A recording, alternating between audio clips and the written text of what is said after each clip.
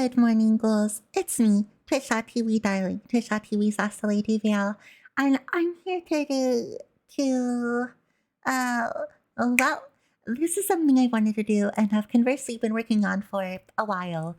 The problem stems from the fact that I'm still feeling out the type of content I want to create on YouTube compared to our exclusively gaming Twitch channel. I'll remain a gaming VTuber on live streams forever, probably because it's what I enjoy and I like what comes of it, but when it comes to curated off-stream content, we've tried a handful of things.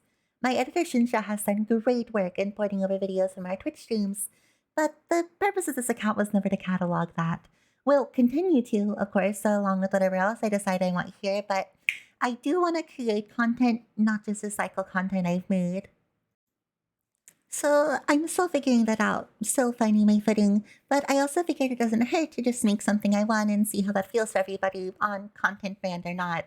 My content brand, after all, in quotations, is still a fledgling, meaning that it has a lot of space to grow and evolve and become something different, at least over here. Art is about communication, right? It's about opening a dialogue more so than it is about being any one specific thing that's expected of it. So this is my forum. I'm gonna start the talk. And we're talking about Gilmore Girls. Now, this is going to be a bit of a scattered, opinionated, non statistical analysis of the pilot of Gilmore Girls, my thoughts on the characters therein, and some establishing discussion of where their stories sort of go. I'm going to both give you my intense, passionate feelings on the series that mean so much to me that I watched dozens and dozens and quadrillions of times, but also give you a reason to binge it yourself if you walk away interested in, seeing play out for yourself what I talk about today. I won't really be bringing up anything behind the scenes of the series, and I spoil very lightly, mostly just my opinions on how characters or their plots are later in the series or some scenes here or there, so let's start the discussion, shall we? Welcome to the first episode of WDST.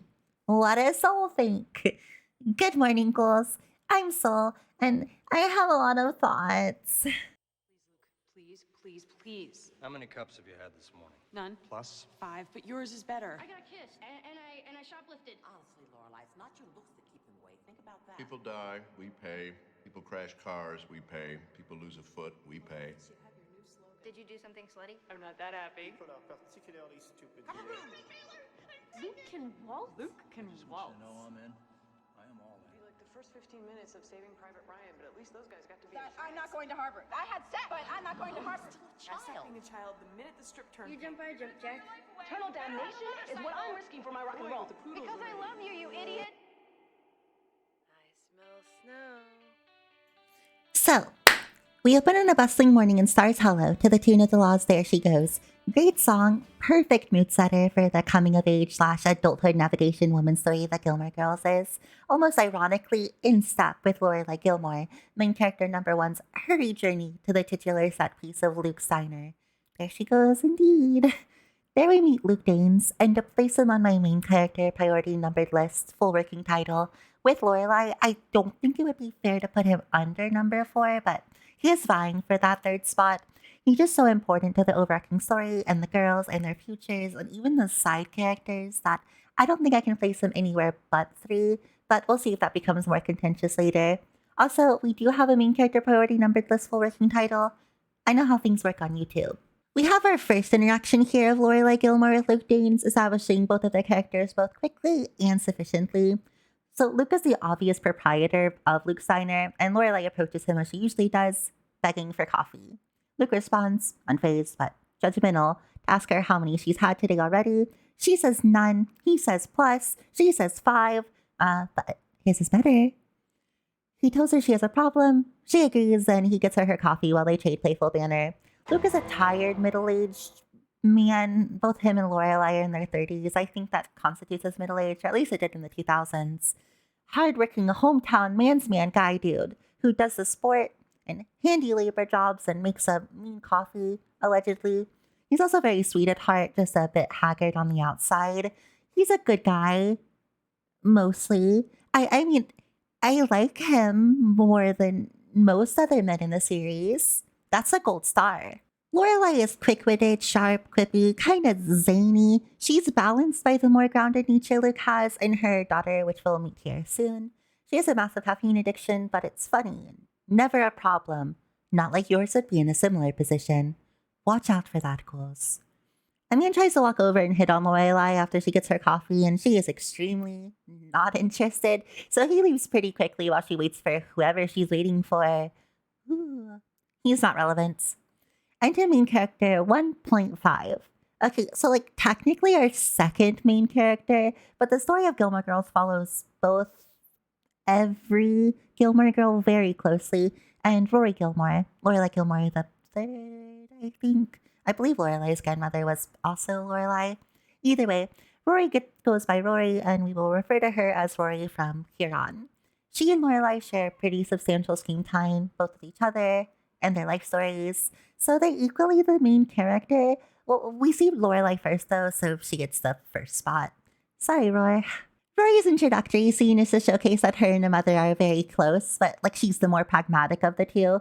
Still quippy, but not quite as eccentric as Lorelai. They call each other best friends multiple times in the series, and this bonded relationship is also shown pretty consistently and realistically. Lorelai is her mother when she needs to be, but in the status quo, they're more friends than mother and daughter, and it works very well for what the show is trying to do. Obviously, it's the emotional core of it all. Rory needs lip gloss, and Lorelai offers her mini dessert-flavored ones, where Rory asks if there's any that aren't breakfast cereals. Lorelai instead offers her lip gloss that changes with her mood, and Rory makes a quip about RuPaul not needing that much makeup. I just think it's neat how something from 23 years ago can still be so pop culture relevant, and I love that about some of the pop culture riffs in the show. The show ages like really well, with the only big thing being the early 2000s, late 90s tech of pagers and the old brick computers, like the big gross beige ones. None of the characters are really plugged in, and tech is never really relevant to any plot lines if it can't be solved with a pager anyways, so they have like cars and stuff and landline phones. The show finishes airing in 2007, and they have cell phones and laptops by then. In my opinion, considering like the main locations we'll see in the first few seasons are the town with general small town vibes, their pretty cool house, Luke's diner, fancy private school, and the old money mansion that we'll be introduced to a little bit in here, you don't really feel like you're in a 22-year-old WB production. And yes, I am mentioning the show is 22 years old to make both you and myself feel old. You're very welcome. Aside over. Rory and Lorelai trade a few more words, and oh my god, I'm not trying to review every scene and definition, but I just love all of their interactions, especially as showcasing shots. Obviously what you want out of a pilot. Lorelai calls her Crabby. I do have an aside number 2 for this in a second, so like stay tuned for that.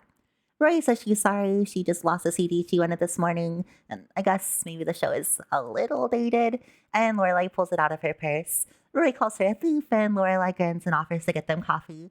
It's just cute. It's charming. They're friends. But let's go to my aside number 2. Rory Gilmore, but not like her whole character arc or anything, just that like she's nice. Rory Gilmore is nice trademarks. We are told she is nice. She is very meek and quiet in social situations. Not quite the butterfly her mother is, but she's friendly and doesn't do mean-hearted or offensive or illegal things. Generally, maybe that one time in like season 6. We won't talk about it right now though. And mostly sticks to herself and her small friend group. Read 1 currently, and her mother. She is polite. She is the kind of polite that taught me how to be polite, where it just makes sense to be polite because there's no reason not to be. She's the type of character that makes people tell you that you're just so nice, and it's off-putting. And it's because you don't like rag on people or something. It's the kind of blank slate polite that has always confused me when people don't get it or attribute it as being nice. Because like, you are, but it's not that deep. It's not out of some soft-spoken kindness. You're just not being rude or upsetting social balances or what have you. Sorry, it's just like Rory is nice. The problem is that there has to be setting conflict in the first episode to start the story and flesh out all of our characters. So you definitely get that sense of quiet politeness from Rory, and you see her do nice things, I guess, sometimes throughout the story. She's a teenage girl in this episode. She's actually a teenage girl a lot, owing to the fact that she's a teenage girl. And at their core, while Rory is nicer than a lot of other teenage girls we meet, she's kind of bratty. It's honestly not too bad at the start. I think circumstances give her some entitlement later, which actually fleshes her out more as a character in a way that I enjoy. And I do like Rory Gilmore a lot, honestly, which is a very divisive opinion in the Gilmore Girls fandom. But I wouldn't feel right not saying something. She's not nice. She's just a semi-polite teenage girl in a lot of dramatic teenage girl situations most of the time. You'll see more of what I mean soon. Laura goes up to Luke with a cup for coffee. He stares her down and she pleads her case that it's for Rory. When she looks back to prove to Luke that Rory is in fact there and she didn't make her up, she sees the boy from earlier hitting on her now, like this grown man. It's still not relevant, and he uses the same lines he used on Lorelai. And then Lorelai walks over, plays passive aggressive, and gets him to leave by telling him that Rory is a 16-year-old teenage girl, as we've established. I do actually really like this scene too. It's minor, but the pilot's just really good overall. Like the whole show is, but the pilot is such an establishing episode. And I think this scene very well plays with the themes between Lorelai and Rory and how they interact with the world outside of themselves. Here, I'll play it for you real fast. Never been through it before. Oh, you have to. Oh, hi. Oh, hi. You really like my table, don't you? I was just, Getting to know my daughter. you're... Are you my new daddy? Wow.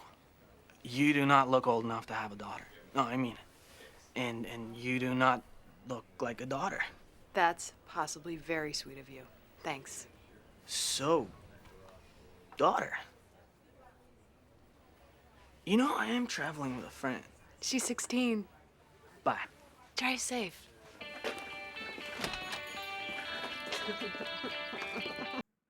Perfect. So we cut now to the Independence Inn, Lorelai's place of work. Lorelai works in an inn the entirety of the series, though the inn itself does change. She's been here, we learn later on, since she was 16, when she left her parents after getting pregnant with Rory, and she was hired on as a maid due to the inn owner's kindness and understanding for her situation.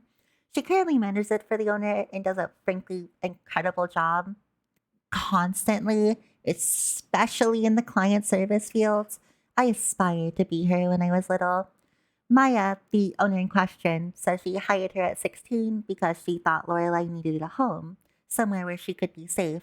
When she talks to Lorelai's mother about this quite a bit later in the series, that's what she would want if her 16-year-old daughter ran away with her newborn baby.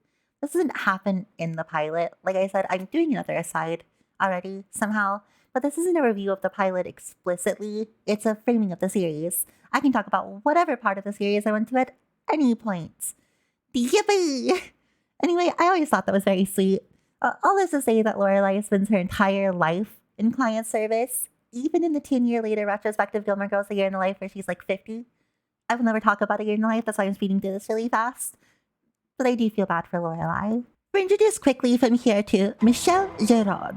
We feel less bad for Michel, but we understand him. He's a fast-talking, narcissistic, angry Frenchman stereotype who, for some reason, works in Backwater Stars Hollow as the inn's front house boy, front desk boy, front desk man, front desk Frenchman.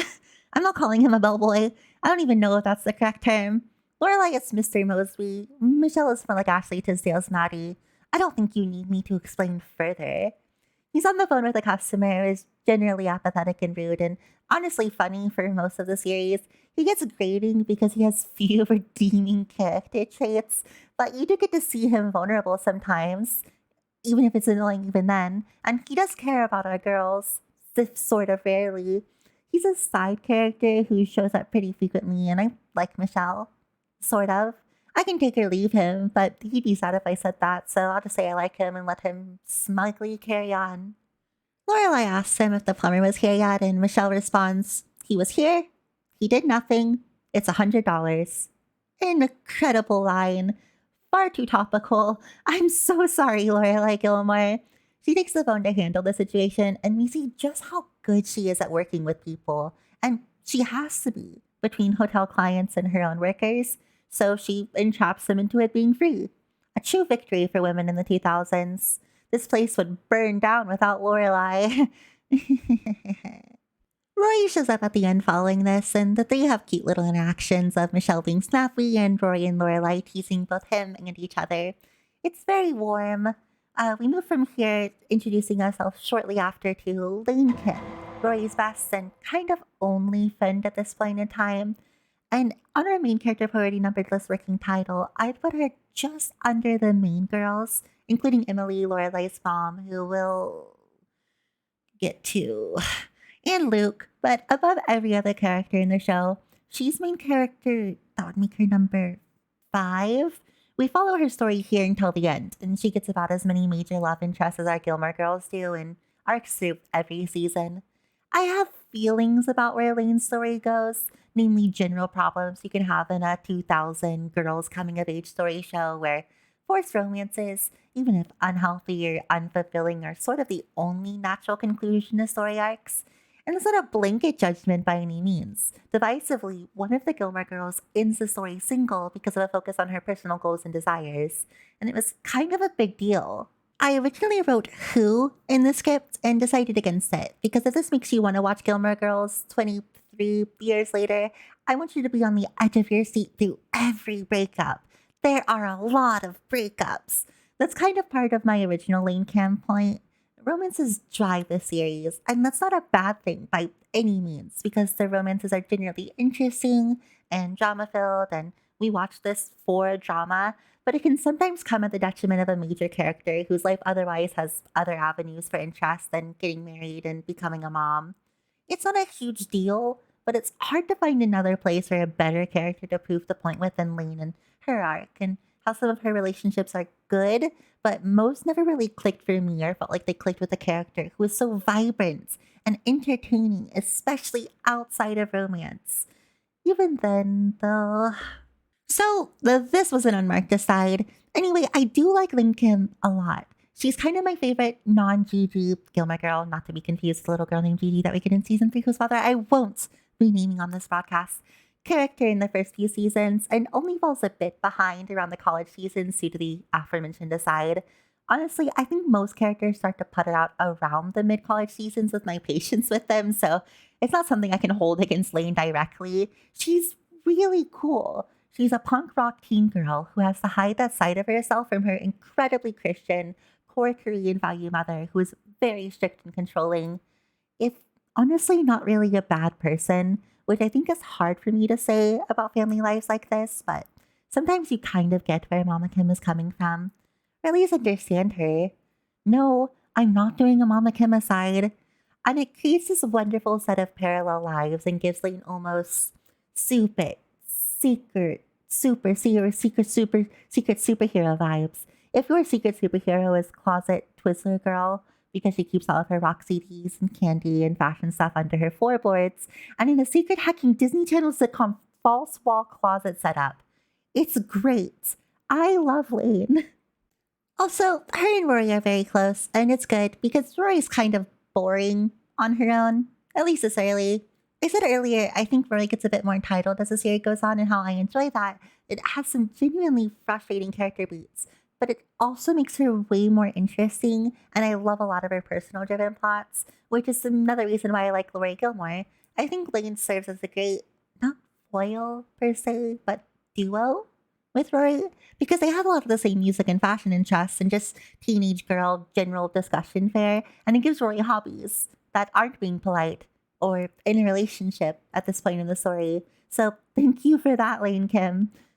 While the two are walking into school together, we get a shot of Dean, Jared Padalecki's big breakthrough before his comparatively minor role on that show Very Weird or whatever it's called, catching a glance at Rory. He's so cool and tough looking, but he's actually just kind of a normal quote unquote nice boy, whereas Rory doesn't get her bad boy love interest for like another season and a half. I don't know why he's wearing a leather jacket in his introductory shot. What's your deal, Dean? You're just a guy. You're just tall. Now, Dean is going to be Rory's first boyfriend. This isn't subtle, and it's spoiler only as far as like 2 episodes, maybe. I don't hate Dean at this point in the story. Does my wording here intrigue you? Good. He's a major character due to being Rory's boyfriend and being in most episodes in these early seasons. I guess spoilers that teen romance #1 doesn't last the entire 7-season run, but you'd be surprised with some things that happen in later seasons. It's just that it makes it hard to rank him on our main character priority importance VIP turbo list working title #2, because I guess he's number 6 just above Suki, who we'll get to here in a moment, but he's not a character on his own. And frankly, like, good. Generally in shows with passive, uninteresting relationship fodder characters. Not to call you out, Dean, but you're fine. It's the girl who serves mainly as a device for the relationship, but in this case, it's the boy. Thank goodness for girl media showing us that men can be boring too sometimes. Oh, right. Michelle didn't get a ranking on the list.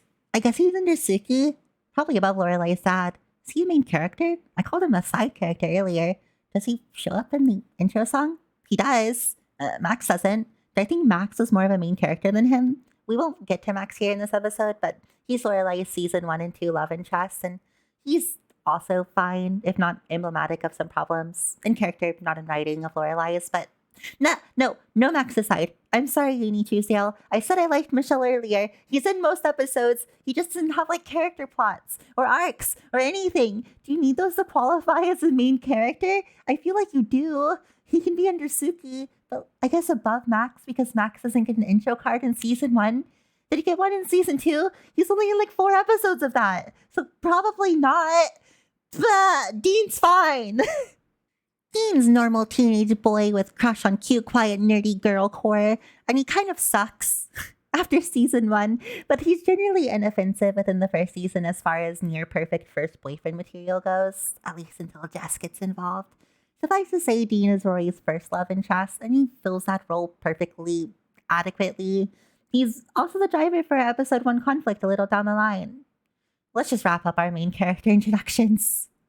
Lorelai's at work and there's a big crash in the kitchen. Oh no, it's Suki. Main character number, whichever one is just above Michelle's but below Dean, but it's kind of rude to put her below Dean because she's a real major character, but Dean is so attached to Rory's first arc, so he can't be lower than Suki, who's the main character. He doesn't really have a story arc this season, and also she's around a lot longer, so I don't think she minds being lower on my arbitrary list for this season. Honestly, Suki's a constant and important character as Lorelai's best friend. I just don't think she's given a lot this season.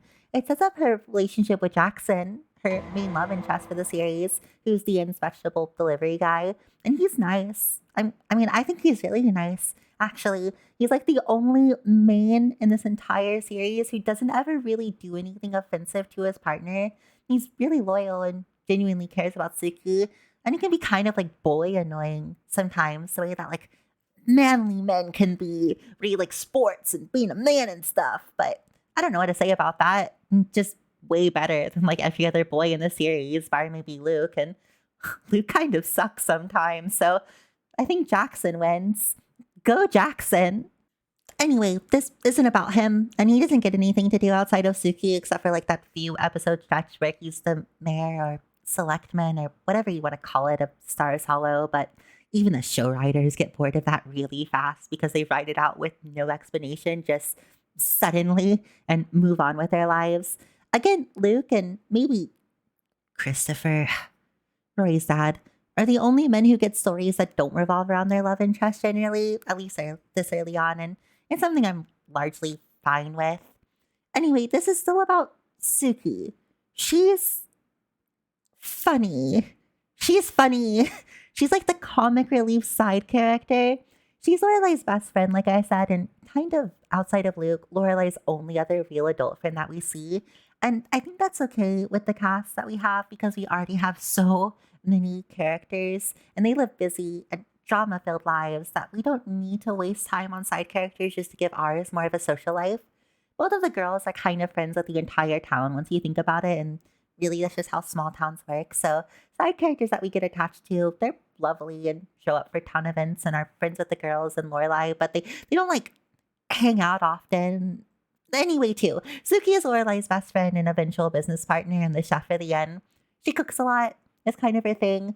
She likes doing it, and she's inarguably really good at it. She makes some crazy great looking food over the series. However, she's still funny. She cut her hand and split pots everywhere, which is the noise he came to investigate. And one of her kitchen workers says she has bad food in her head.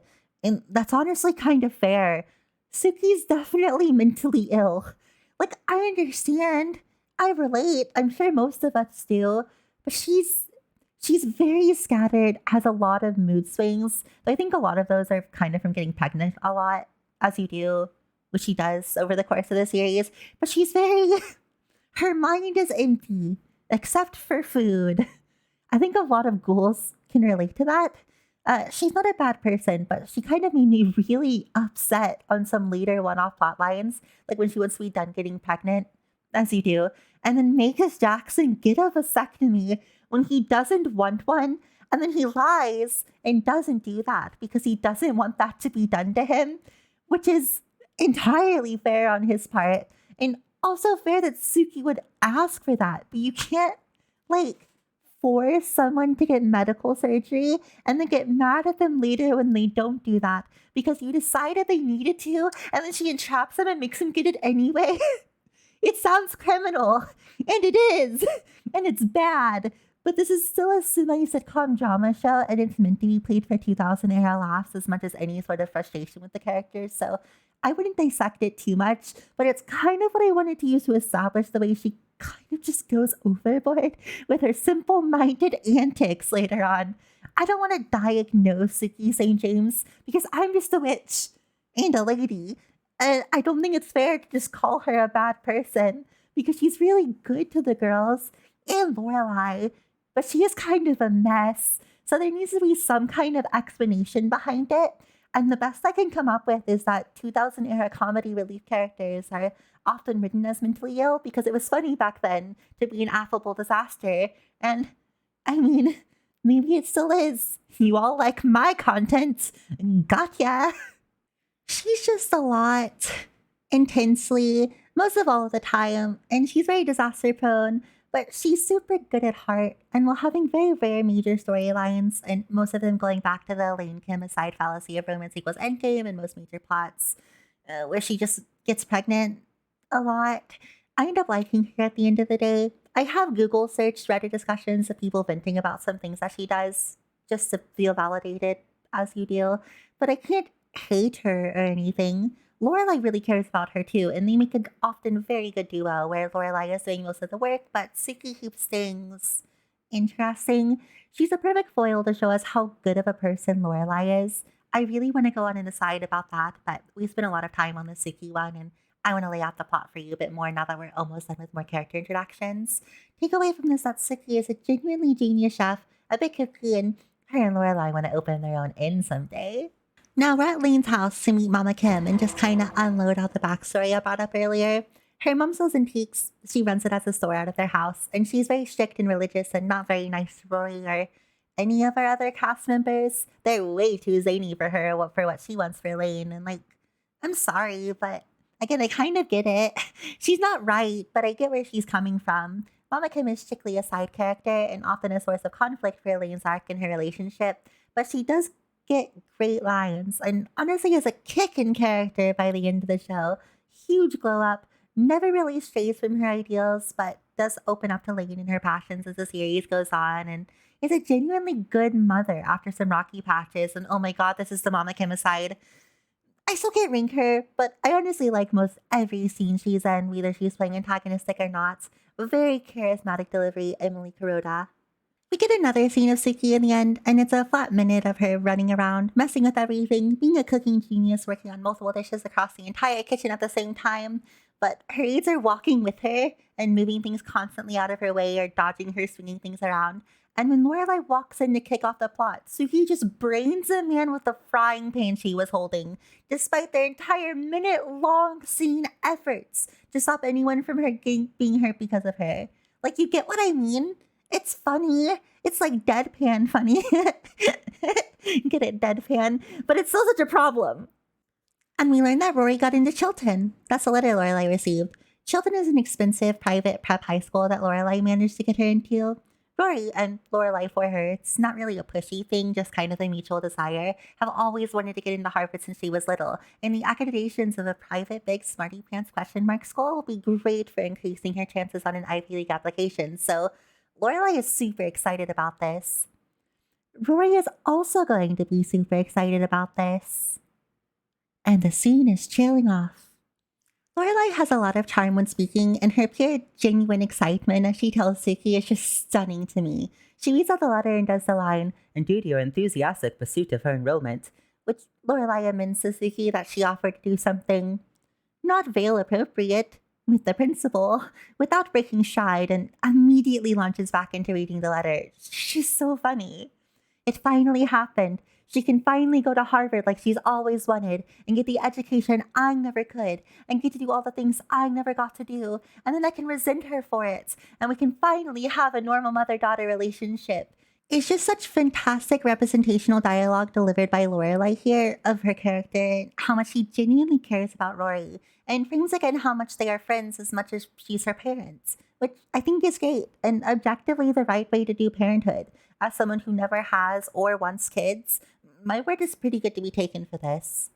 Rory walks in while the girls squeal. I'll play this scene because I love any that establish and play into their relationship, but for obvious reasons, I won't read the text myself.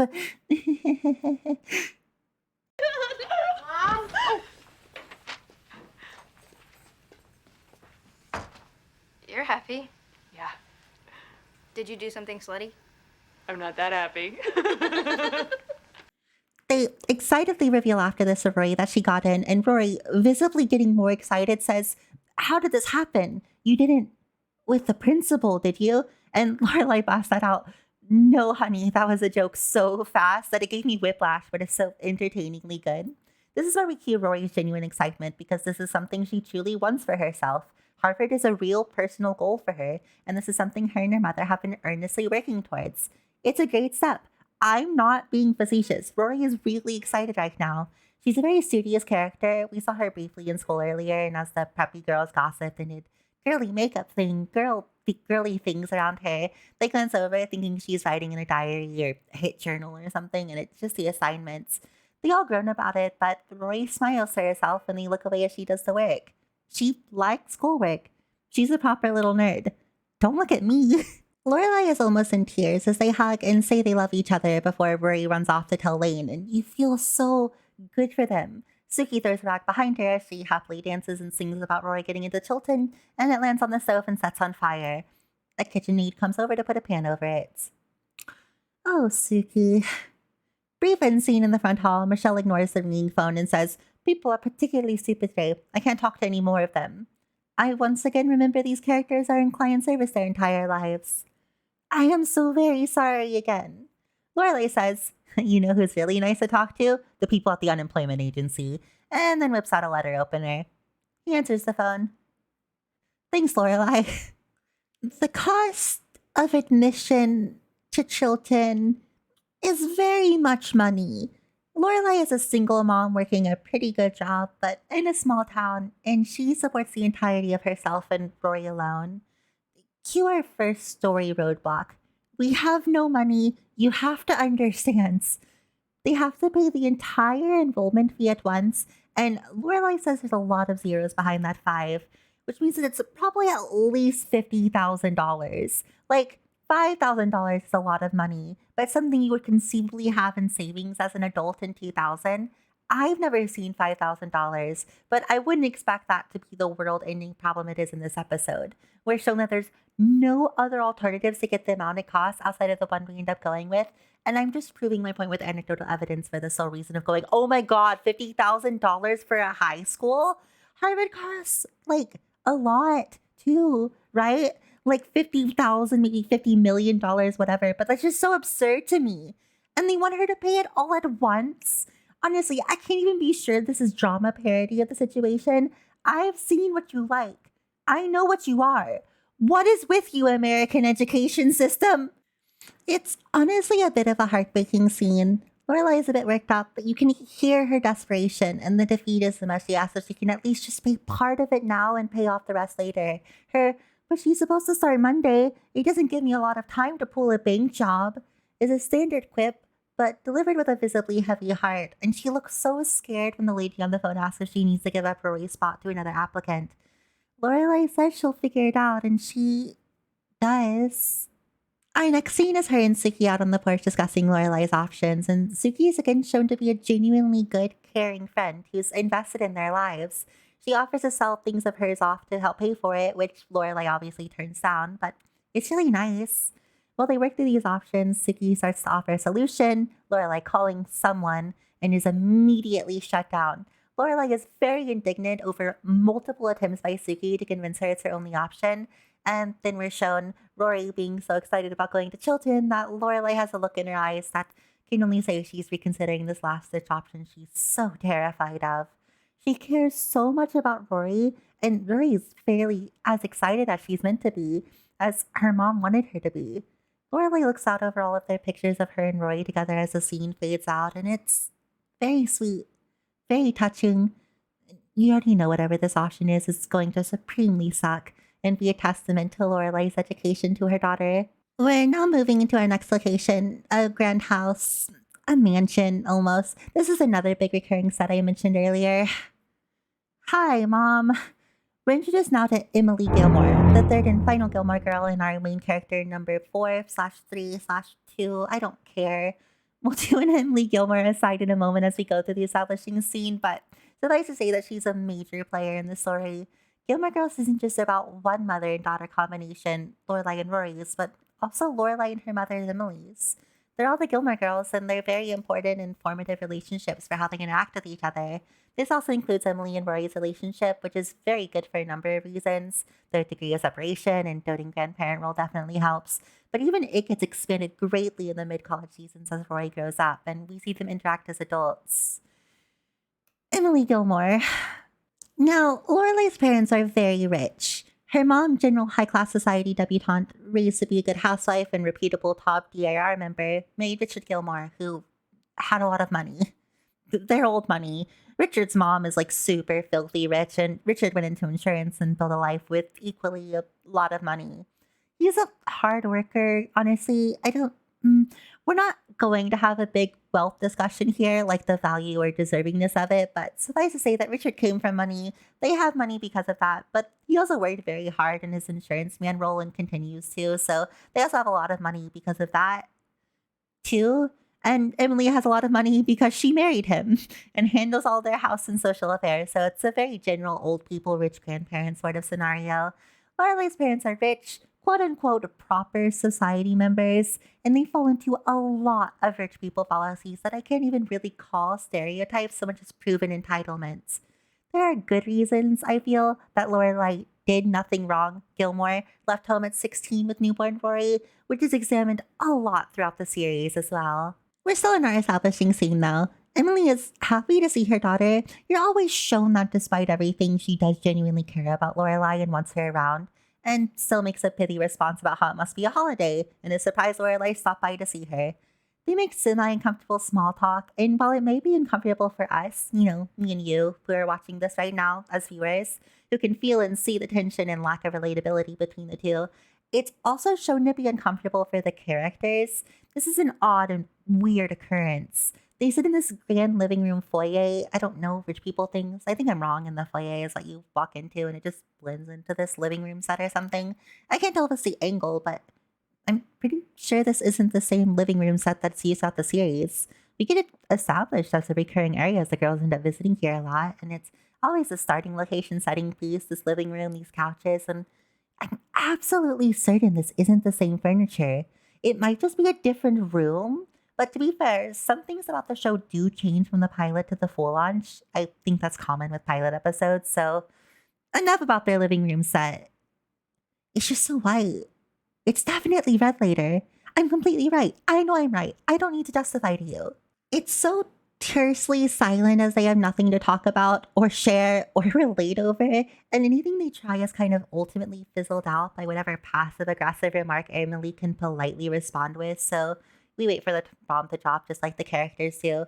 Incredibly well framed. Richard comes home and immediately drops the, "What is it, Christmas already?" when he sees Lorelai. I might be able to fit in a real Richard Gilmore aside later after our Emily one. Let's put a pin there. They're passive aggressive about Lorelai in front of her. It's so goosebump raising to imagine being in Lorelai's position, and you understand why she absolutely did not want to do this or come here or see them, especially alone, and why she swallowed that anxiety entirely out of her adoration for Rory. She tries to lead into her request, and Richard cuts her off to say, "You need money." And she replies that she has a situation, so he says, "You need money." And she has to nearly beg him to just let her finish what she's trying to say. She explains about Chilton, and Emily is so excited for Rory as well. Also genuinely, because these characters at their root all care about, well, Rory, at least. Even if it's somehow hard to get the feeling that they do about each other, despite kind of best efforts on everyone's parts. It's sort of irreparable family situation that you can't really bemoan anyone for anymore. Like, we revisit this and how they could possibly overcome their past and all of the bad stuff Bill built up because of how they do still love each other and want to be a family. They want to make this work, but for one reason or another, Lorelai's parents just can't. They can't be normal. I suppose this is normal now, but they can't give themselves this, or they can't give Lorelai this. They're just simply unable to repair this familial relationship, even if they do also want to. And you're shown time and time again how that fails and is proven to be unworkable. Honestly, even throughout the 10-year reunion of Gilmore Girls: A Year in the Life, which I will not be covering here, they will never really be a happy family again. That they have their moments and they are all sort of joined by their mutual love for Rory, which is the only thing that really holds them together sometimes. To the point that when Rory has a falling out with them later into the series, they have to bottle up years of frustration vented between everyone over multiple conversations, good and bad and terrible, in a single 10-minute scene. Just so we can excuse them being forced to continue to interact afterward to keep Emily and Richard in the show. I know that sounds a little dismissive, like maybe I didn't like that scene of cutting between every character in the family yelling at each other for something that happened at some point, from Lorelai leaving when she was 16 to events that happened later in the series, even between Emily and Richard themselves. But I do. It's really well done. People genuinely regard it as one of the best scenes in Gilmore Girls. I don't fully agree with that feeling, but I think it's phenomenal and also a necessary evil. It feels anticlimactic at that point after all the bad that had happened, how these characters seem like they'd never be able to reconcile. But they never do really reconcile. There's confrontation, and it's good, necessary confrontation, but there's no catharsis. At the end of that scene, we're just brought back to the status quo. But the status quo isn't a happy, fixed one. It's just making the best of what is otherwise something really broken and sad. And you want them to keep working at it. You want to see these characters improve. And while they do in small ways, you also know it's never really going to get better. It just gets easier to accept that. It's anticlimactic and messy for us and the characters because sometimes that's what things are like. It's realistic, it's sad, and it's very good writing. That was an aside of something that happens in hecking mid-season 6, and every season the show is a full year ostensibly, so it's a giant leap to talk about that now. But again, this might be going through the pilot as an easy segue for discussion on the show and its characters, but it's my thoughts on as much of the series and those characters as I can jam into it without, turning you off and being able to watch it yourselves, and that's a very important thing to go over. Lorelai explains the problem with the enrollment fee anyways, and Richard says, "So, you need money." I hate Richard Gilmore. We're doing this now. Richard. When I say I hate Richard Gilmore, I'm not speaking lightly from a knee-jerk reaction to him being kind of, a jerk in this scene. I don't know if this will come as a surprise, but I've seen the show close to, hundreds of times. I've been replaying it on Netflix every time it finishes for background noise for close to 4 months now, and I watched it near religiously every few months before that since it got put on Netflix in 2014, not counting the times I watched in my youth. I have seen every scene in this show no less than dozens of times, and I have all of these scenes near memorized. I know what you are, Richard Gilmore. He is the fundamental reason this family relationship is broken. He cares a lot about Roy, not so much at first, which is strange, but they rectify this within 3 episodes. So his redeeming character quality for the entire series is that he loves Rory. And kind of nobody else. He's not the worst husband in the world, but he's very old and rich, and genuinely pretty dismissive of Emily, while downright horrible to Lorelai on multiple occasions. Now, Edward Herrmann is a fantastic actor who does every scene with Richard in it justice, even why I despise the man.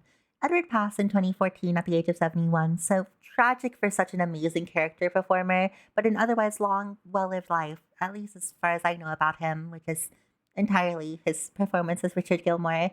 This means that Richard as well passes away by the time we have the 10-year reunion, A Year in the Life, which I still will never be discussing. But even there, we are shown no closure for how terrible Lorelai's relationship is with her father. It's bad. He's not outright abusive. Honestly, if I had to pick abusive men in the show, at least emotionally, you're right at the top of my list, Christopher. But I could definitely argue for emotionally neglectful, dismissal, cold, perhaps even cruel. He's not bad in every scene. He doesn't solely play as a serious antagonist, and the way Gilmore Girls is written in serialization means that it doesn't really have one. It's a coming-of-age drama. Antagonism is generally localized to relationship drama, but him and Emily do kind of fill those roles. But him and Emily do kind of fill those roles as far as creating and expanding drama goes, and somehow I just like him more than his much more active and overall definitely more terrible wife. Emily does a lot bad. I'll try and go more into that soon. Again, I kind of want to finish the scene, but Richard couldn't wait for me. But Richard either supports all of his wife's endeavors and their malicious little schemes.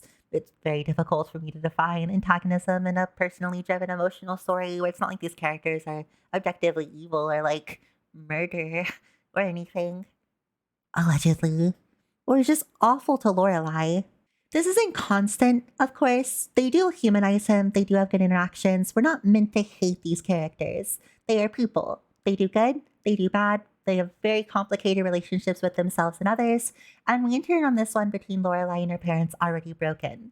But I am stating this in full retrospect of the series. Richard is the number one reason Lorelai cannot reconcile with her parents, because he is unwilling to nearly ever swallow his own pride and admit anything he has ever done wrong. I can think of 2 points off the top of my head where Richard has to apologize to Rory, and Emily has to make him so that he won't drive Rory out of their lives the way that they drove Lorelai away. He's so stuck in his typical male patriarchal role, and he frankly feels that just fine if what you think a man's sole responsibility to his family is monetary. And I think he does. I can't agree with that.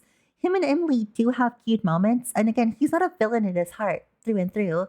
I like a lot of scenes with him and Rory, but I cannot forgive how disdainfully prideful he is, and how he's never adequately, punished. Again, there's not really a catharsis with this relationship. The characters don't get perfect closure. We see that with Lorelai in A Year in the Life, and so, of course, neither do we. But that means we end out on a note where I feel Richard's bads outweigh any of the good he does during the series. Like, oh my god, in season 1 alone, Richard has to defend her from Christopher's, again, Rory's dad's parents for getting pregnant with Rory at 16. And Lorelai goes to thank him afterward because they were being nasty to her, genuinely horrible. And she's so small in this scene, walking into his office as he fumes after that confrontation, and she thanks him with tears in her eyes, and he asks why she thinks he defended her. She assumes it was out of some sense of protectiveness of his daughter, and he says something along the lines of, no, it was about their family's honor, and refusing to have people talk like that to his family in his own home. He coldly denies her thanks, berates her for the same thing he just suspended her for because there was still male posturing, and Lorelai has to leave on the note of saying mostly what I've said here. That we have to leave off here?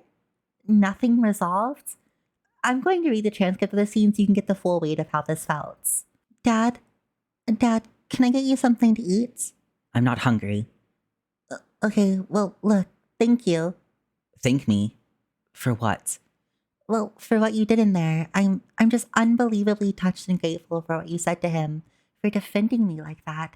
I know it's hard for you because, well, but thank you. Why do you think I did it? What?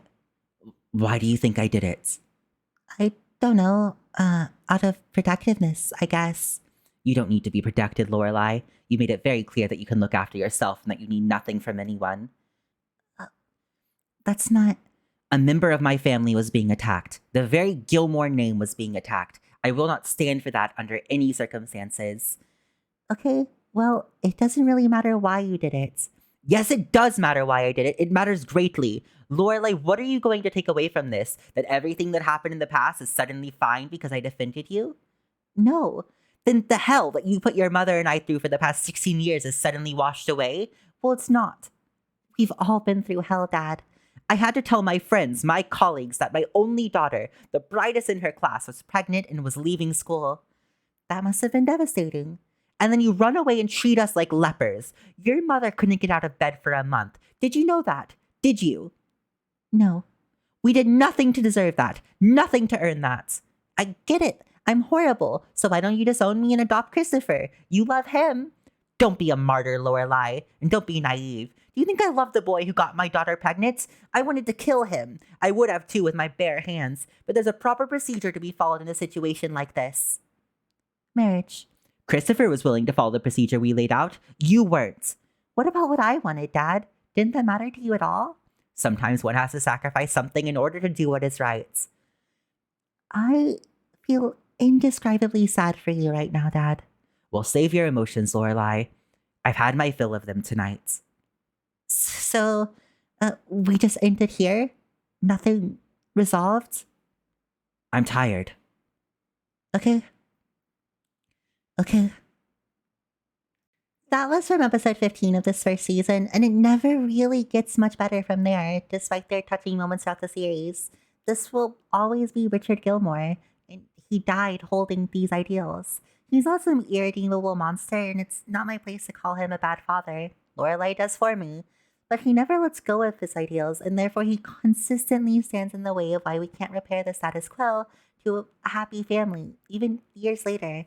Emily is hardly innocent of this either. She serves a much more active antagonistic role on most occasions compared to Richard, but Richard is the one we can't get closure on and could never even really make steps to even while he was still alive. That's why I hate Richard Gilmore.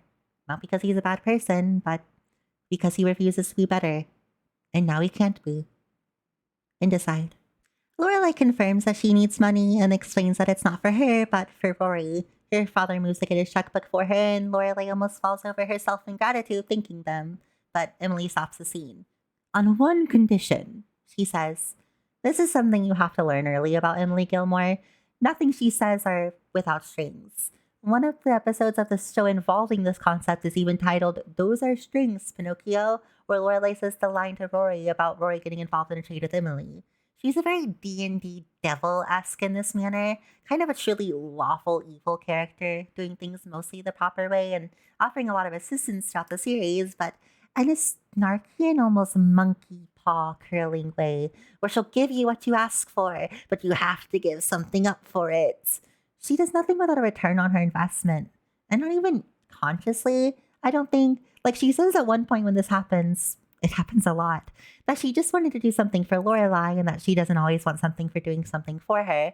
And there's a punchline near the end of the episode where she did want something back for it, and she gets it. And that's that. Aw, geez. Is this the Emily Gilmore aside? Okay, just hold out. A few more minutes. The scene doesn't last much longer. Emily then sets the foundation for the recurring nature of the relationship throughout the entire series. Friday night dinners. She tells Lorelai that if she wants them to pay for Rory's school, she wants Lorelai and Rory over every week. Forever. Now, Lorelai said she'd pay them back, but that's not the point. Emily needs to get gratification personally from this investment. You can make up your own minds on if this is a fair request or not. They are the ones lending the money. But Lorelai is obviously and kind of fairly initially unhappy with the idea. If you agree, you'll come to dinner tomorrow night and leave here with a check. Otherwise, I'm sorry, we can't help you. Emily is doing something genuinely kind of nefarious behind good intentions, with an arguably good intention of just wanting to spend time with her daughter and granddaughter.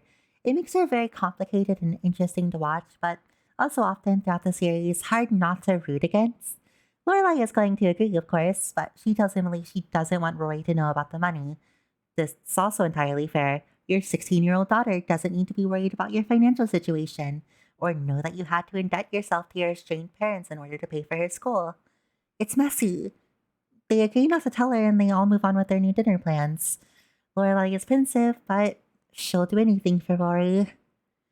I guess it's time for that Emily aside.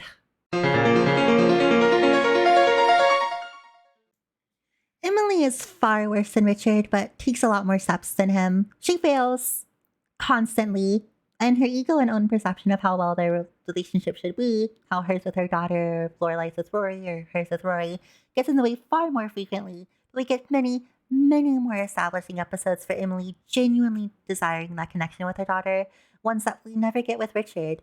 This is her one redeeming quality, in my opinion, in most episodes. She's high society bourgeoisie rotten at her core in most interactions with anybody else, especially Luke and her, and I do not hyperbolize, rotating staff of houseworkers who she verbally abuses on a nightly basis where, until the revival, we don't have a single maid that appears in more than one episode. It's a sitcom joke, obviously, to not be analyzed deeper than its purpose of being there to further underline how we are supposed to view Emily Gilmore. Older woman, thoroughly entrenched in high society with a vast entitlement towards service worker, highlighted in contrast against her daughter, a service worker who was a maid for many years before climbing her way up the ladder to, well, still being in client service, but a managerial position.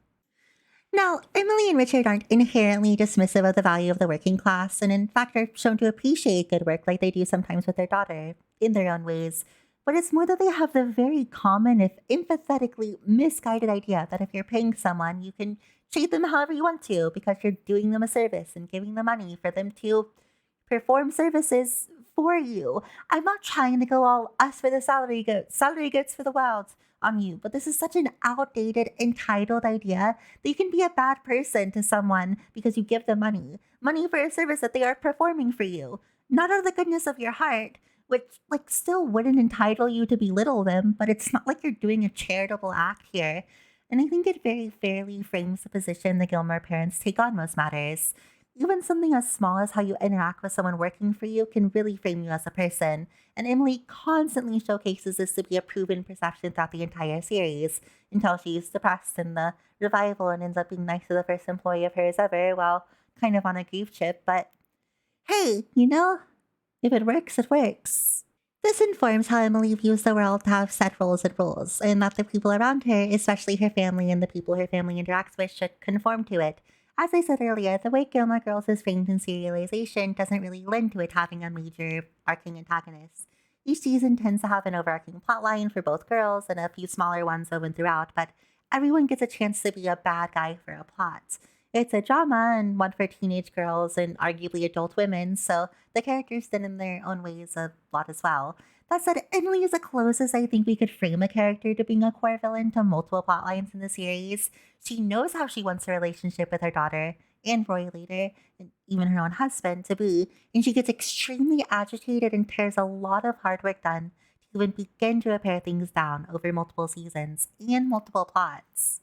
She does something particularly insidious to Lorelai and Luke around the end of season 5 that was always the no going back point for her character for me, and was also a great demonstration of what we talked about earlier with the Gilmores sort of having their own world and own rules that puts them above the troubles of anyone outside of that, especially people that they see as lessers. Read every single one of Lorelai and Rory's love interests that aren't part of their high society.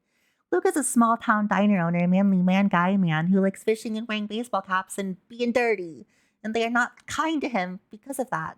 And you always expect it and always hate seeing it because you like Luke, we all like Luke, and we want him and Lorelai to be together. Emily does what she does out of the misguided notion of wanting what's best for her daughter, getting what her daughter wants for herself. We see this in the scene I read from the Christopher Returns episode with Richard, but the key difference that made me hate Richard Gilmore for his failings, but eventually begrudgingly move on from my hatred for Emily, is that Richard refuses to move on from how things should have been, what Lorelai should have done differently when she was younger, and how much he believes that irreparably damaged their ability to have a relationship now. Emily still believes that she can get Lorelai to be the daughter she wants her to be, and continues to try to fix their relationship for this reason. Everything honestly near Disney evil that she does to Lorelai in her adulthood is from this idea that she still needs to protect and guide her daughter, and that if Lorelai would just do what she says, if Lorelai would just do what she's supposed to now, even though she didn't before, they could still fix this. She could get the family back on track. She tries this with Rory when those two characters get their own relationship in parallel splashed out in the mid-college seasons, and she never really stops trying with Lorelai until the end. I guess that's why, even though I find her perspective and actions deplorable and her intentions often very misguided, I don't hate Emily Gilmore. She kept trying. She also tries in ways that aren't entirely to manipulate her daughter and granddaughter and gets some genuinely heartwarming scenes of making little bits of progress that make it feel like these characters have a chance. And then she's bad again, but whatever, serialized. They try again another day.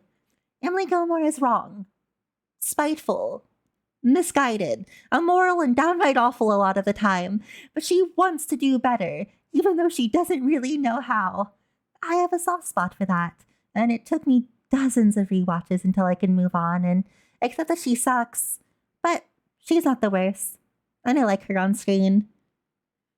Most times. Sometimes. God, I can so barely stomach the season 5 finale. And decide, get me out of the Gilmore house. So, next scene, finally, after all of that, Rory and Lane are talking in school about Rory's transfer to Chilton, and I'm always so surprised and so glad that they skipped the whole, oh my god, I can't believe you're leaving, this is ruining our life, drama here. Rory will still live in Stars Hollow and take part in all of its small town events, so her and Lane will still see each other constantly, just not at school. And Rory doesn't have anything else she'd be leaving behind. Thank goodness. Smile. Enter Dean into the scene. He comments on Rory's face when he sees her books, and then they have small talk, introducing themselves, and Rory rambles because she's nervous because Jared Padalecki is cute. Surprised he didn't get more major roles after this, but he's a great teen actor in Gilmore Girls. Rory explains that she's named Lorelai because Lorelai was thinking about how men name their sons after themselves constantly, and that her, quote, feminism just kind of took over, unquote. It's cute. Dean needs to get a job in town, and Rory directs him to where he could find one, and he works at the in-town grocery mart corner store for most of the series until he's an adult in later seasons. I think they call it their supermarket. It's kind of just where they buy all of their everything, where all the characters deal, and it's just the size of your generic 7-Eleven. I love it, honestly. I love small towns. He asks Rory to accompany him around town because he just moved here, and they walk around getting to know each other. Rory is really bad at small talk, and it sells awkward teenage conversations surprisingly well. Dean remarks on some things about Rory, and then he fesses up that he's been watching her, but not in a, quote, creepy, I'm watching you sort of way. Okay, Dean. He remarks on noticing her every day at school and tells her she's nice to look at. It's sort of sweet. Rory has commented on being really intensely concentrated with reading, which, as we've established in passing, is kind of her other character trait outside of being generally polite to strangers and a tiny Lorelai. She's very studious, very into books, and she's reading Moby Dick. I don't know, she studies a lot. Again, I like Rory. She's not the most rounded character early on, but that's also, again, because she's 16, and 16-year-olds are all pretty much one note when it comes to their stories, largely being focused on their love lives and time at school. She's good. She's smart. Good for her. Then they're flirting at the point our scene transitions, and we have Lorelai and Rory at dinner at Luke's. Lorelai is still coming down from her pensiveness with her parents, but Rory is also seemingly randomly sulky, and Lorelai picks up on this and tries to make small talk. Neither are in a great mood, but we know why Lorelai isn't. Lorelai announces their dinner plans for tomorrow, and Rory comments that it's September. Why would they be going over to the grandparents? So, what holidays in September? They really do not spend much time over there. Lorelai snaps at Rory a little just to get her to drop about why they're going over for dinner, and Rory recedes a little bit more in response. Lorelai is trying, and you can tell she doesn't want to be in this mood, so she does try to change the subject and be a bit more chipper about getting Rory ready for school. Rory is oddly really uninvested, though, and seems almost unnerved by the talk about Chilton, so she goes back to the dinner with the grandparents with a bit more address. What if I had plans? You didn't even ask me, says Rory. If you had plans, I would have known, says Lorelai in response. How? Because you would have told me. I don't tell you everything. I have my own things. Rory is getting more worked up fast, and we're not fully clued in on why yet, but you know. For Lorelai's merit, she says, hey, I had dibs on being the B word tonight. She says the B word. I won't. To make it lighter again, take responsibility for being in her bad mood, but Rory retorts with, just tonight? And that's the point where Lorelai has to go, what's wrong with you? And Honestly, me too. Like, this is the start of the thing we discussed in our Rory Gilmore is nice aside earlier. She is still a 16-year-old girl, and her emotions drive the conflict of early plots because 16-year-olds have a lot of those.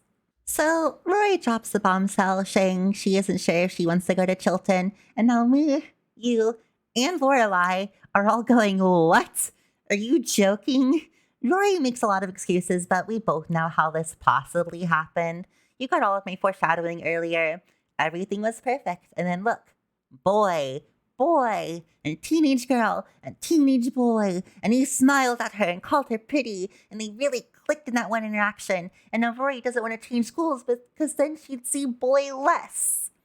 Lorelai is supremely flustered because of what she went through to make sure Rory could go to Chilton, and all of their excitement earlier, and has to pull the mom card here. She does this very rarely over the course of the series, but it always sort of stuns you, me, the viewers of this incredible cinema, because you can't just be friends with your kids when they're a 16-year-old, especially not when they're hormone driven because of their first real crush. She has to put an end to the conversation and tell Rory that she's going to Chilton, so now they're in a full tizzy. They're stomping home now because Rory won't tell Lorelai what we know and just keeps telling her mom she doesn't want to go. And as they're going back, we see Lane on a sad date with a nice future Dr. Korean boy her mother set her up with, and they're not having any fun. Sorry, Lane. You'll get a nice boy in 3 seasons. For a bit. Miss Patty, lovely side character, dance show instructor for the town, who Rory led Dean to earlier, stops them to tell Rory that she found that supermarket job for her cute male friends, leading realization to dawn on Lorelai, who tries to ask what male friend they're talking about, and Rory starts to scamper off. Lorelai chases her. It's kind of comedic for a gripping scene, knowing that this fight is about to get a lot worse. Like, Rory storms home, they slam through the front door, and Lorelai is just going off about how, of course, this is about a boy. It makes perfect sense, connecting all the dots we just did in our stellar flash of foresight and understanding of the 16-year-old girl minds. The fight gets kind of bad as they argue in their living room, and I was always kind of sad to see them have to have an argument this early into the show, but it makes perfect sense for the plot and is genuinely otherwise pretty rare and very serious when it happens. They're best friends. They click together really well. They have constant great, heartwarming moments, but they can still fight. Rory still makes her childish mistakes, and Lorelai has to be her mom. She even remarks that Rory's just like her, willing to throw important life experiences out the window for a guy. Quote, unquote, if you're going to throw your life away, he better have a motorcycle.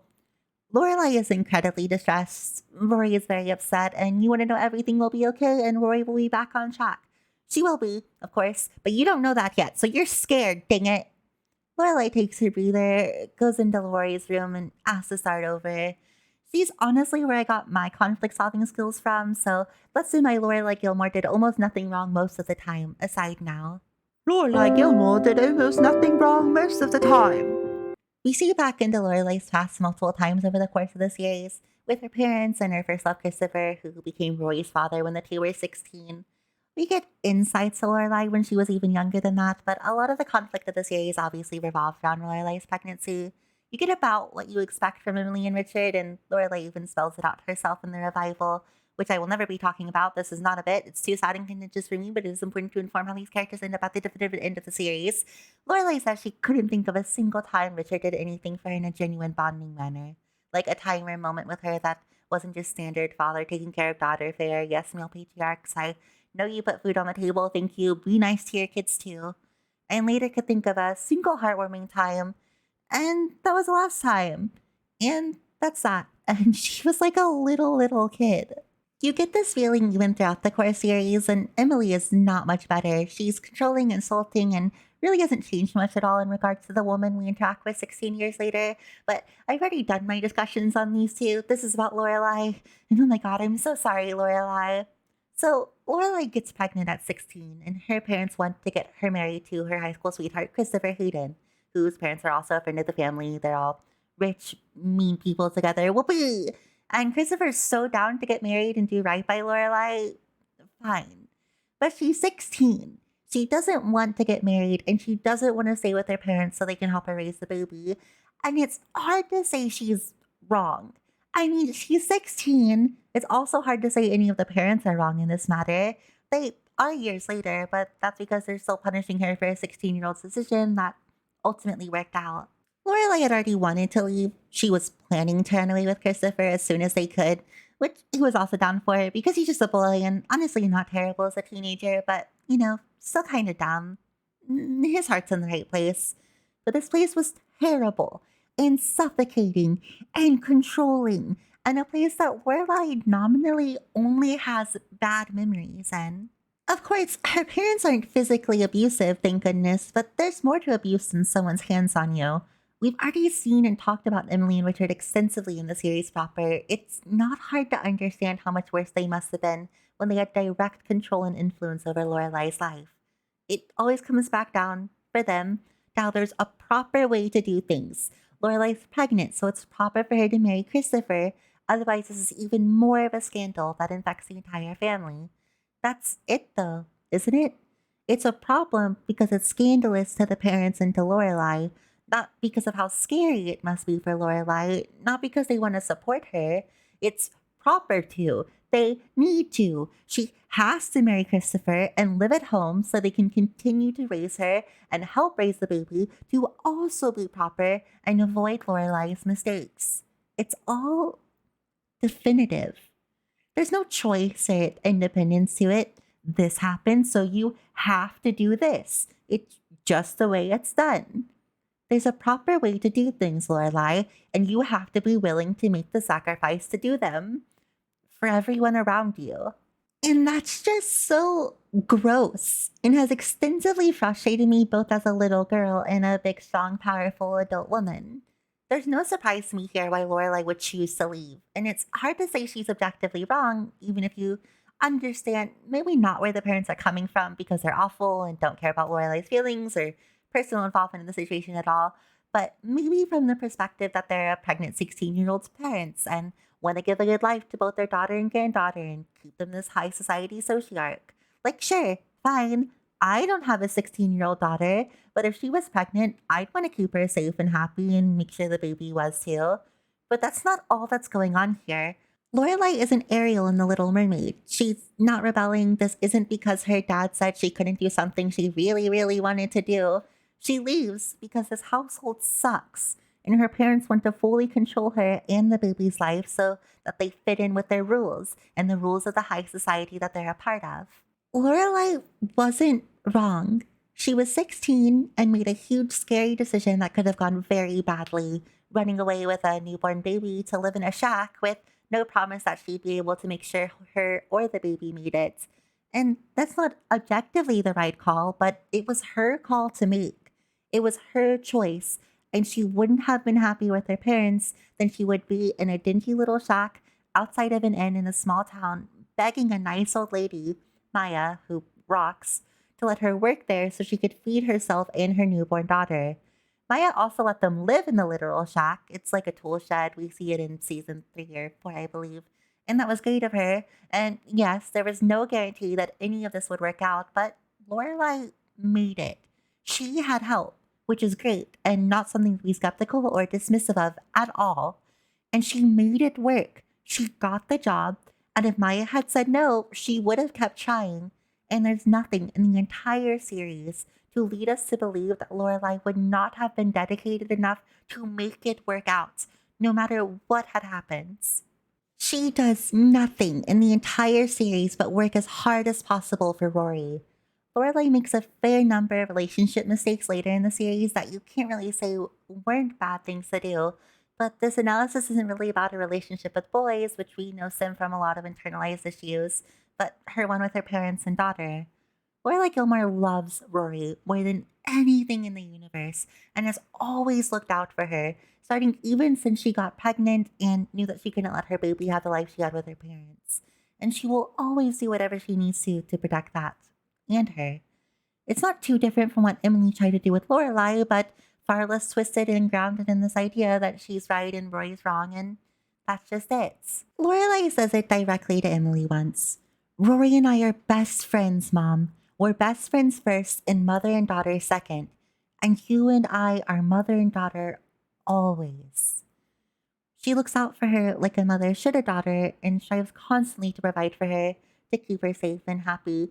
But she cares about Rory's feelings and she cares about the relationship that they have.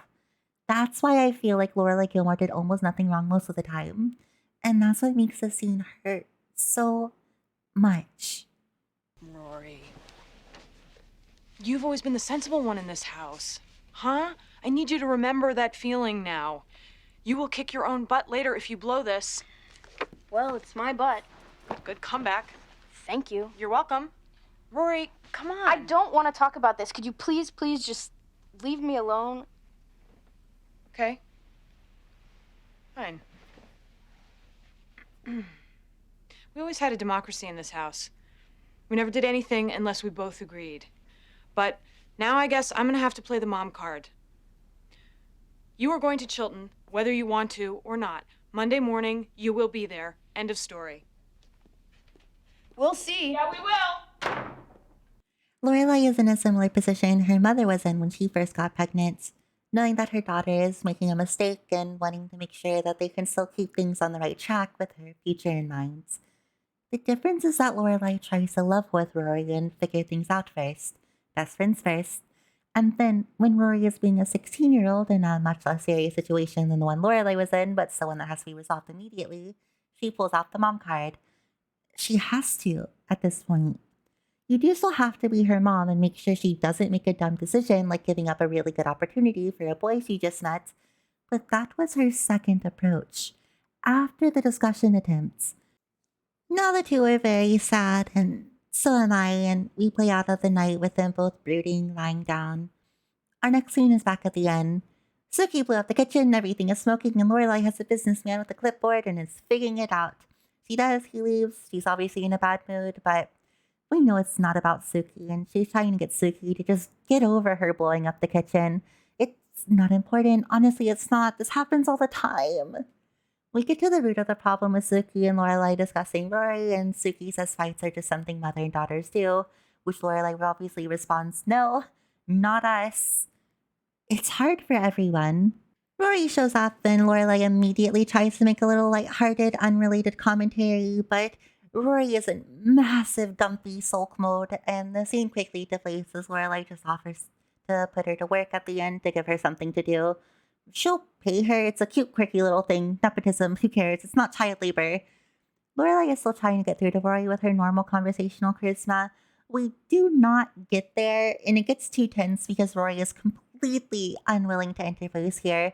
Obviously, 16-year-old, and I say that a lot, but I think people really honestly underestimate how unfair it is to judge teenagers on their moods and actions, especially when they're just innocuous things like being rude, because people are really mean to Rory.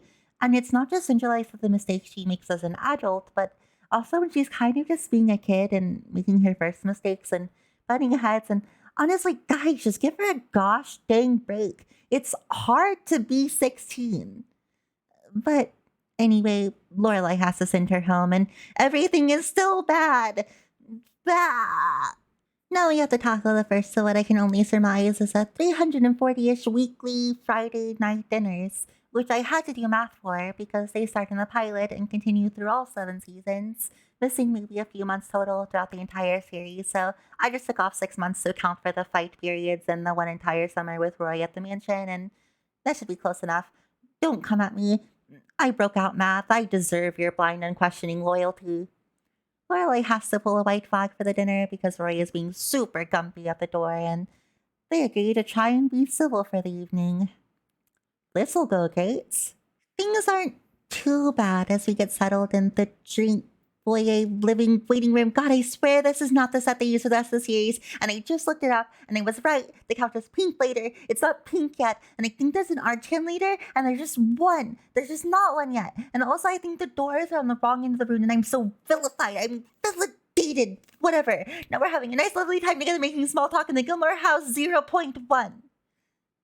Lorelai does unsuccessfully try to make her quippy jokes, but without Rory to bounce off of, the scene's just getting uncomfortable again. It always feels a little bit like we're rats trapped in a cave when we're at the Gilmore house 0.1 and 2.0, but whenever Lorelai is more at odds with someone in the scene, especially when it's Rory. There's such an unrelenting terseness that she can never really break through, and I feel so bad for her. There are good scenes in the Gilmore House 2.0 later on, especially when the family is in a rare state of all getting along before somebody says something that dredges up decades old drama, but it's especially suffocating at the start of the series, and the two scenes of it in this pilot episode are not great for alleviating that. The characters also don't especially have any sort of rapport built up yet because this is really all of their first times being here together in a non-formal, non-celebratory occasion, so you can tell that, like, no one's even being rude yet, really, because nobody knows what to do and nobody feels comfortable enough to start anything. It's just weird.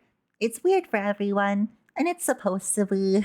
You'll notice that the most talkative characters, especially in situations where no one feels like they can talk, are Emily and Lorelai, which is a cute juxtaposition between them. Emily, from her place in high society as a socialite, is great at small talk and able to make interest in the little details of situations in people's lives, while Lorelai has a lot of natural charisma and is good at coming up with lighthearted or silly quips to lead a conversation, even if that doesn't always land well with her parents. Or ever, really. It's cute. The series loves drawing parallels between the two, and I like this one. Rory tries her best and generally comes a little short, but that's also her role, taking after her mother and not quite being there because she hasn't fully matured yet. It's the little things. Richard brings up Christopher and is weirdly passive aggressive without seeming like he's trying to be passive aggressive, which is a skill I can both only laud him for and attribute to genuinely not being the intent, but being so far up in his own head that he's making conversation the normal way, and it's not his fault if someone else is put down by it. He even tells Rory that Christopher's a smart man and she must take after him, which had my mouth agape, and had Lorelai excuse herself briskly from the table before she started a fight at it. I would not blame her. What the heck was that? Can you say that? Even Rory looks concerned.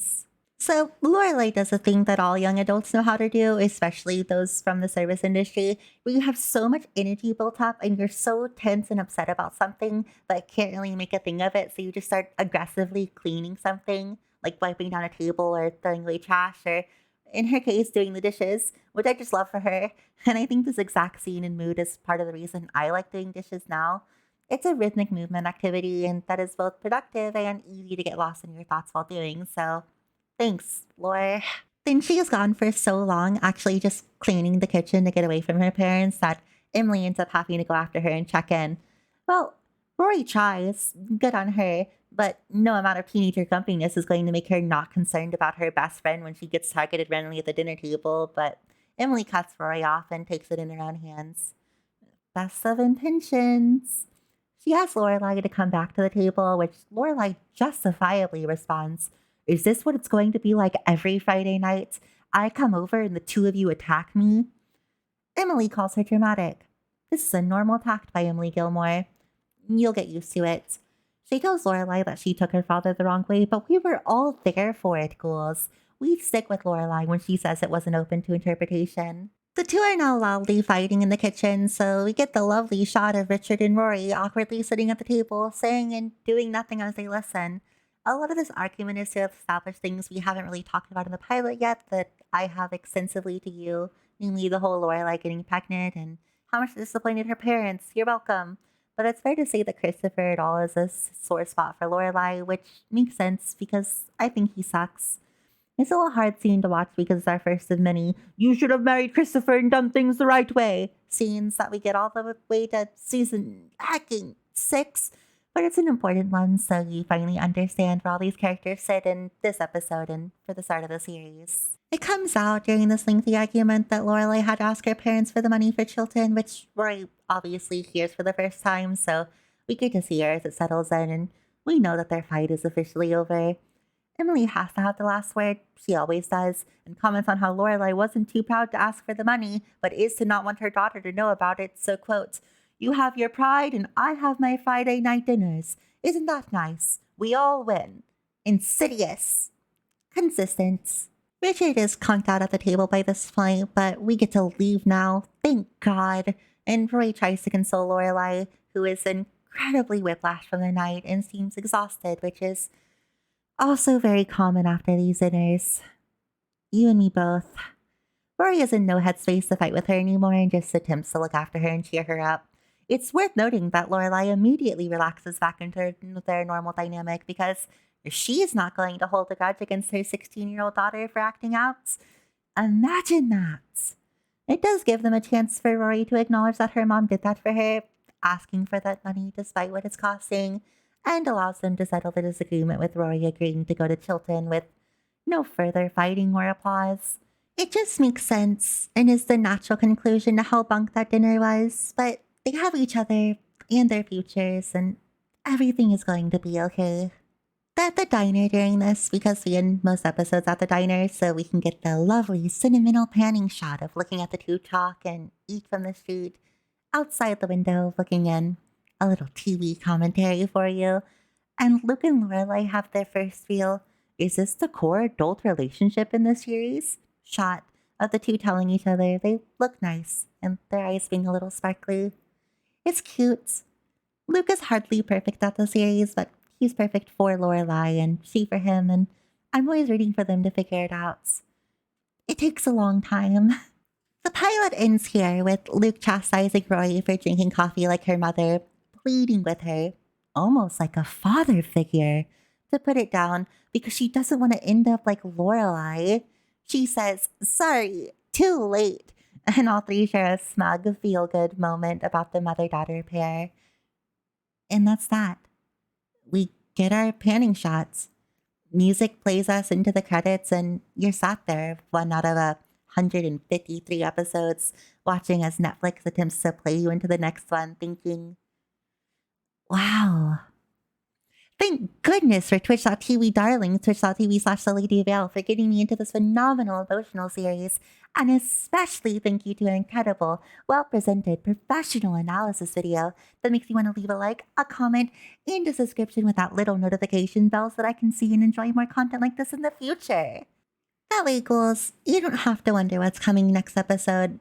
I'm always going to be here, and where you lead, I'll follow you. Anywhere that you tell me to. If you need me to be with you, I will follow. Where you lead. And everything's gonna be okay.